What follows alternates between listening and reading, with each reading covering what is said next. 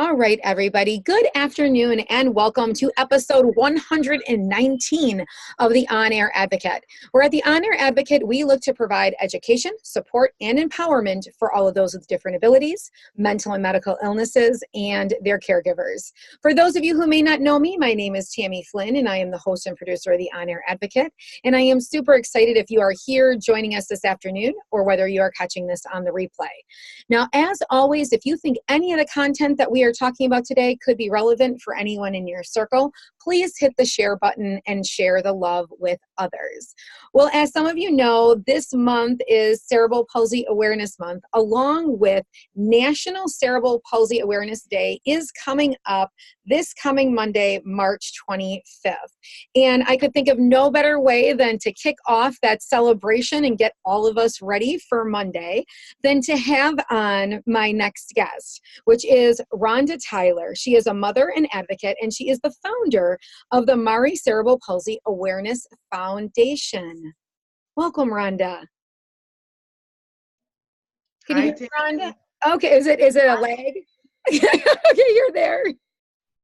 Hi, how are you? I'm fine. How are you? I am good. I'm good. So I am so excited that you have joined us today so that you can share from the time that I have followed you. You're an amazing caregiver and advocate for CP. And so I just wanted you to kind of start out with sharing with the audience. And you know what? If a kid needs to come in, it's real life. They can come in. Whatever happens, happens.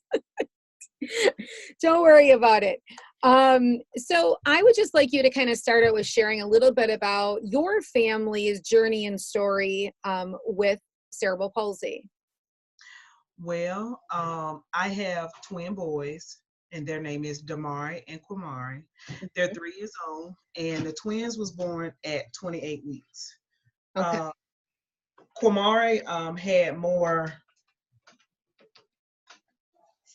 things going on in NICU than Damari did. Quamari had a blood transfusion, and we didn't find out that Quamari had a brain hemorrhage until Quamari was 9 months old and went to the pediatrician's office just to a normal well visit. Okay. And once at that visit, me and my mom were told that how did we feel about the brain hemorrhage? And we both went, brain hemorrhage? We were never told while in NICU that Quamari had a brain injury. So we were all both distraught about it. Right. And that's where the journey began. Now, in going back now, did you find out did they know when he was in like the NICU and whatnot that had happened at the beginning, or was it documented anywhere or not? They knew in NICU that he had a brain hemorrhage, but they did not tell us. Now, myself, my mom, and Quamari's dad, we were around the clock while they both was in NICU, but we didn't see any signs of anything going on because he was in that incubator. So we didn't know. We didn't know anything. They don't tell you everything while you're in NICU. It's kind of like it's a surprise. And once we found out that he had it, I went back to the hospital and asked for medical records. And once I received the medical records, it may have been 798 pages, and once I retrieved them, it was only 350. So that means that the hospital got ready to record the records. Oh, okay. So you were never able to go back and seek any other kind of recourse against what information that they hadn't told you. So how did that affect, so with that hemorrhaging of the brain, how did that correlate with the diagnosis of cerebral palsy? Is that one within the same? Or is that a different condition? Well, once they have the brain hemorrhage, that's where the cerebral palsy comes in. Okay. And Quamari had delayed milestones up until he was about 10 months.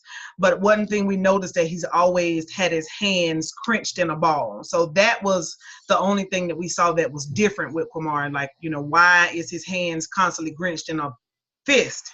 So Right. with that, once we, told the pediatrician about it, then that's when she said, yeah, well, I saw early signs in cerebral palsy with Kamari. So we was wondering, like, why didn't you tell us beforehand? Because maybe something could have been done before 9 months old.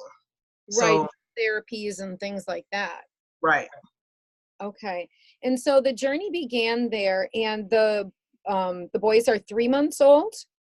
No, the boys are 3 years old. I mean 3 years old, not 3 months. I'm sorry, I did hear you the right way. So they're 3 years old now. And so do you feel like it's just now that you're starting to kind of get the landscape and the scope of all the different things, like the trickling down effects of all of this, like really putting all the pieces together? Or when did that start for you that you realized, like, oh, wow, I got to really start gathering information about this and advocating, and figuring out those different things? Because, for so many of us in the different abilities world as parents, when we're thrown in, we're kind of in a whirlwind, like you said, they were born and then, just finding out about the hemorrhage, and it kind of leaves things, spinning. So Right. when did those pieces come together? Are you still each and every day learning more? Well, I do still look out for different resources every day. Of course, I'm a stay-at-home mom, so I'm able to look for different resources in my community and link up with other parents. But my journey started back when Kamari was turned 1 year old. That's when I started actually going out and doing footwork to find other resources. That was when I started to get involved with BabyNet, and BabyNet picked up services, and that's how I began with PT, physical therapy, occupational speech, and early intervention. So as soon as you found out about the brain hemorrhage, kind of shortly after that, seeking out those other things, so then you'd have the aids and the tools that you need to kind of Ye- start to move forward. Um, Yes. and, from that diagnosis, are there any other outside diagnoses around that? Yes, Kumari has epilepsy and microcephaly. Okay. And so do you find that that is hard as well when a young child has multiple complex medical issues, to find the different resources of how those all intertwine together and the information? Yes. South Carolina is so small here as far as resources. Like, there's no resources for children under the age of 18. All of the resources cater to 18 and older. So there's a lot of resources for epilepsy. There's a lot of resources for Down syndrome. There's a lot of resources for autism.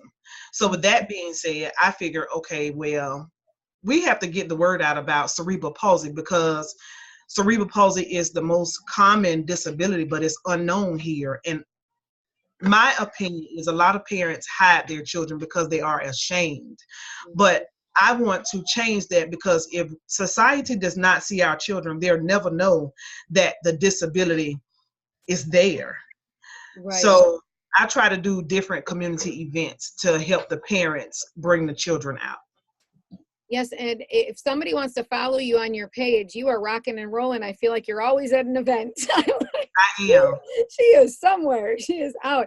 But for you, and especially being in these early years, in these first 3 years, by attending all of those events, would that be something that you would always encourage parents to do? Because, I mean, not only is it a way of building community, new friendships, but new information, would you say? I mean, that they should get out and just, Yes. Get out and just adventure amongst different community activities, because you never know who you'll see and who you'll meet. Because just like when I first started my journey, I thought that I was alone.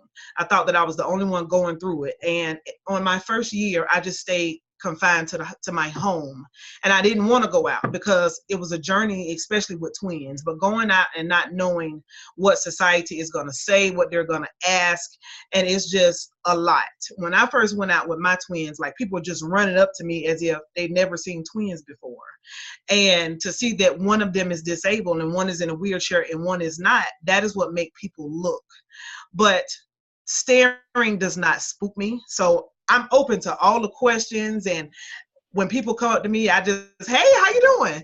And I just, try to inform them about cerebral palsy. And then, of course, it's unknown. So people have millions of questions and hundreds of questions. And sometimes I'm different places for hours just talking to people. But I have no problem walking up to somebody and say, hey, my name is Ronda. may I ask, what is your diagnosis? I actually just went to Walmart the other day, and I ran into a gentleman that had cerebral palsy. And he's older, and he works at Walmart. And I asked him, was he ready to tell his story? And he told me no. And I said, well, why not? And he said, because he said nobody wants to listen. But people look at the disability and before they know what the disability is.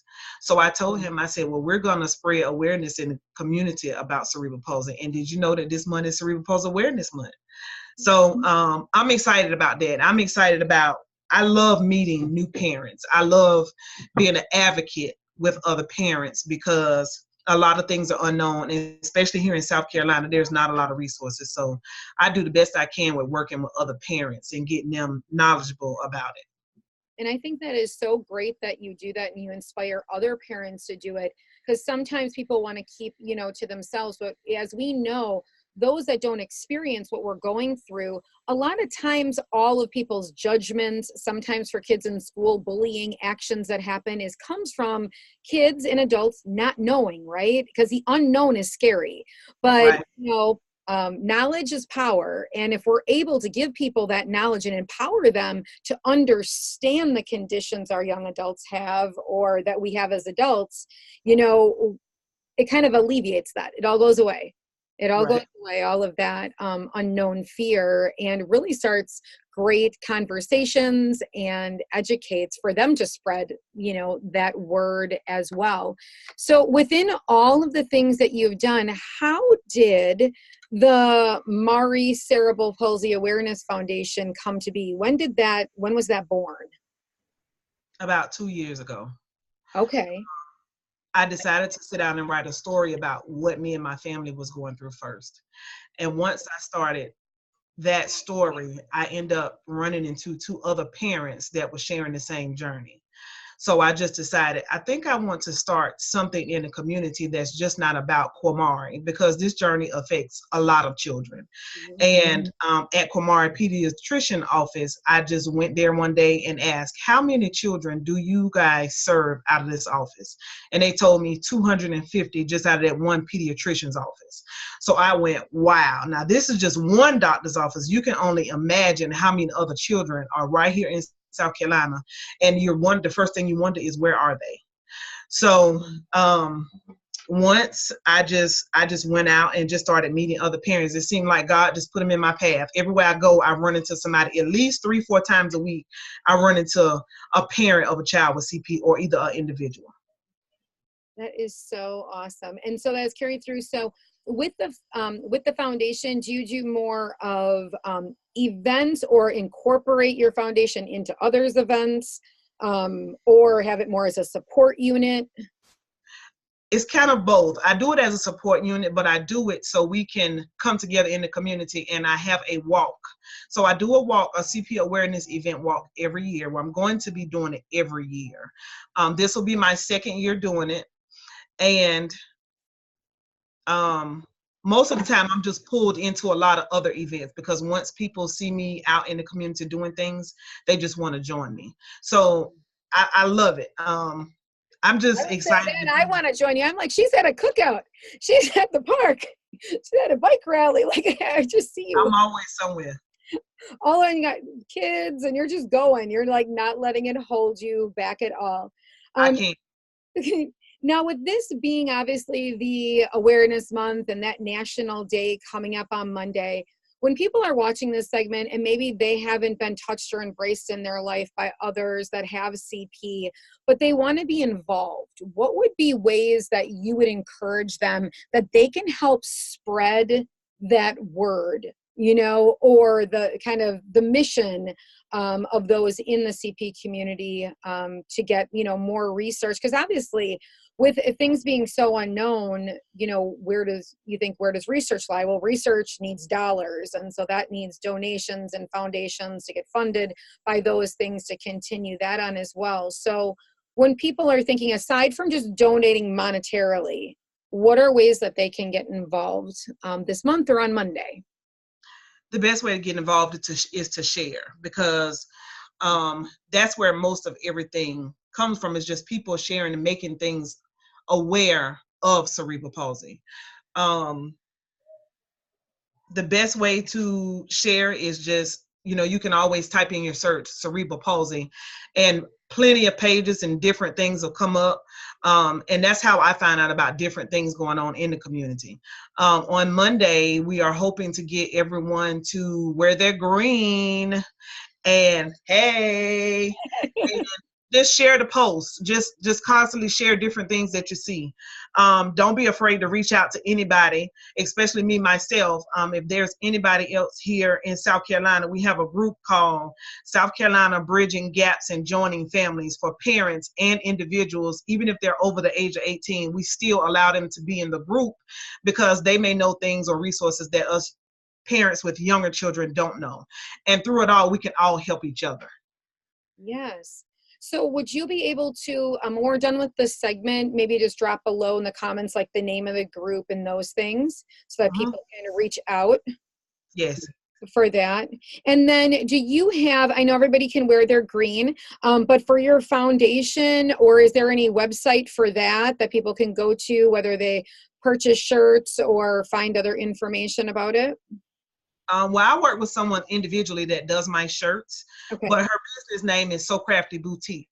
And my foundation is Mari Cerebral Palsy Awareness Foundation on Facebook. And I'm also on Instagram at MCPAF_foundation under cerebral palsy. And we also have a new website called cerebralpalsy.us.com.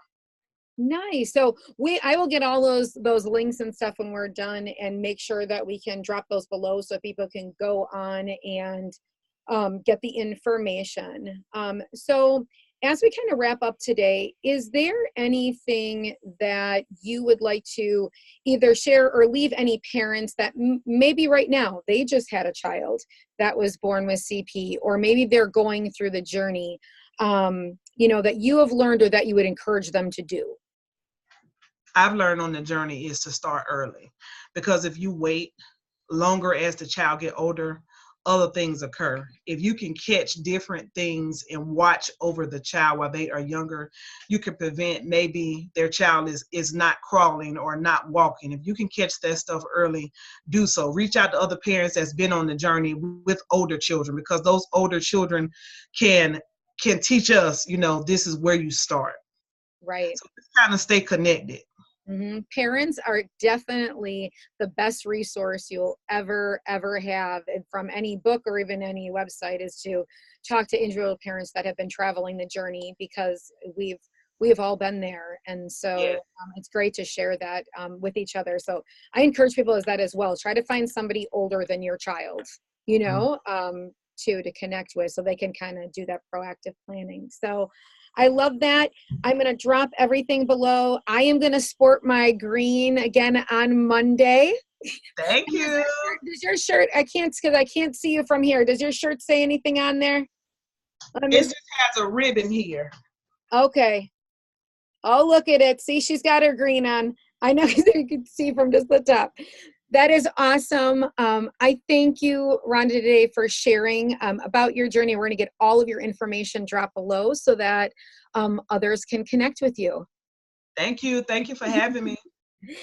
Thank you so much. And thank you all for watching this afternoon, The On Air Advocate. If you want more information about The On Air Advocate, you can head right on over to onairadvocate.com, and you'll see all of our services there. Or if you would like to join our private community, you can head to the top of this Facebook page, hit the blue button, and that will let you into our private group. On that note, thank you again, Rhonda, and everybody have a fabulous weekend and a fabulous Friday. Bye-bye. Bye.